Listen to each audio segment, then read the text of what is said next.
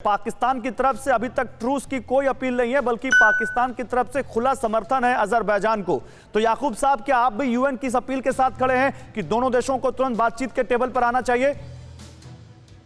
देखिए, official statement जो ministry of foreign affairs के हमारी तरफ से वो तो वही है। देखिए, मैं अगेन गौरव जी, क्योंकि मेरी पोजीशन सेंसिटिव हो जाती है तो मुझे स्टेट पॉलिसी को रिप्रेजेंट करना पड़ता है। अगर मैं इंडिपेंडेंटली आपको वो कर रहा होता तो मैं ज़रूर आपको बहुत कुछ खुल के बात कर सकता। लेकिन बात यही है कि ऑफिशियली तो यही कहा जाएगा कि जैसे जो इंडिया अभी तक आर्मीनिया को सपोर्ट तो ज़रूर कर रहा है, लेकिन बड़े मोहतात तरीके से। लेकिन पाकिस्तान अज़रबैजान के साथ खुल के आ रहा है, क्योंकि पाकिस्तान टर्की की वजह से खुल के आ रहा है। तो मसला ये है कि अभी तो पाकिस्तान टर्की की वजह से खुलकर साथ में क्यों आ रहा है? टर्की अलग कंट्री है, पाकिस्तान अपनी पॉलिसी क्या टर्की से पूछ के बनाता है क्या?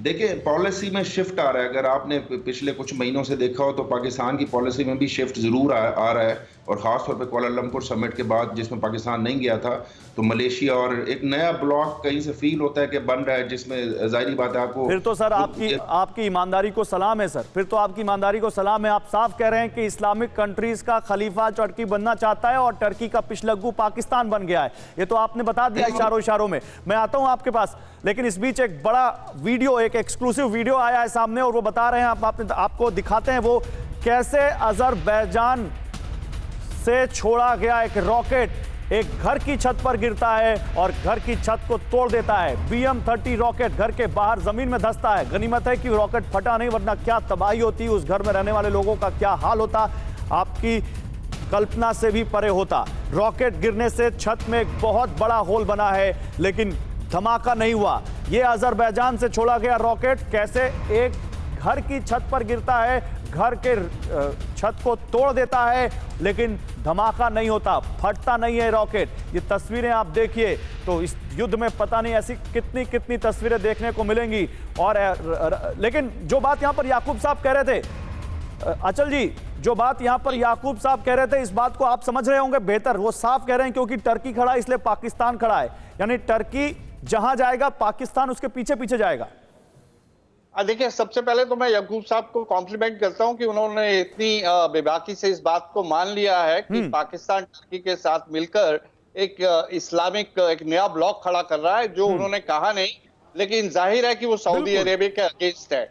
अब उन्होंने, पाकिस्तान ने इसके प्रो कॉन्स जो है अपने आप से डिसाइड कर लिए होंगे, लेकिन definitely Pakistan has agreed to play a second fiddle, जिसे कहते हैं ना कि आप टर्की लीडरशिप में होगा, पाकिस्तान उसका साथ देगा। अगर ये उनके हुक्मरानों को ये पोजीशन और ये परिस्थिति मंजूर है, तो फिर ये उनका सॉवरेन राइट है, हम इसमें कुछ कर नहीं सकते। लेकिन ये मानना कि इस्लाम डिवाइडेड जो पहले था शिया सुन्नी लाइंस पे, अब लीडरशिप के इशू पे भी फर्दर डिवाइडेड हो जाएगा, तो ये एक भी अपने आप में बहुत बड़ी बात है। इसके बारे में हम सब लोग बात करते आ रहे हैं। हाँ। लेकिन पाकिस्तान की रूलिंग पार्टी के नुमाइंदे की तरफ से ये नहीं, लेकिन फिर उसमें एक एंगल ईरान का भी तो आता है सर, फिर शिया कंट्री का एक एंगल आता है ईरान का। ईरान तो अजरबैजान के खिलाफ खड़ा है।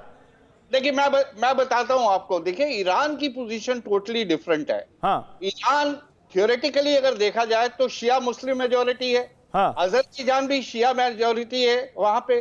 तो आप कहेंगे कि 2+2=4, तो उसे सपोर्ट करना चाहिए। हकीकत यह है कि ईरान जो है उसको अजरबैजान के इरादों का खतरा है, क्योंकि जो नॉर्थ वेस्ट ईरान है, जहां जनरल साहब ने सर्व भी किया है, वहां पे एक बहुत बड़ी अजहरी पॉपुलेशन है जो टर्किश लैंग्वेज बोलती है।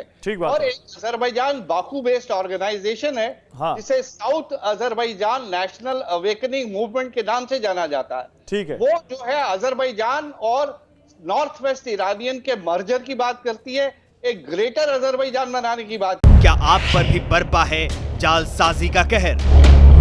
सपने टूटे आपके, न घर के न घाट के। क्या आप भी हुए हैं धोखाधड़ी के शिकार?